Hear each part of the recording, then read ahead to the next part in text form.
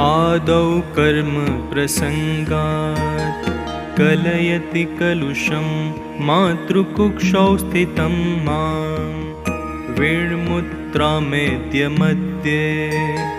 क्वथयति नितरां जाठरो जातवेदाः यद्यद्वै तत्र दुःखं व्यथयति नितरां शक्यते केन वक्तुं क्षन्तव्यो मे परादः शिव शिव शिव भो श्रीमहादेव शम्भो बाल्ये दुःखातिरेको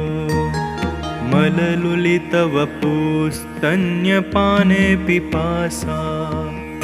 नो शक्तश्चेन्द्रियेभ्यो भवगुणजनिता जन्तवो मां तुदन्ति।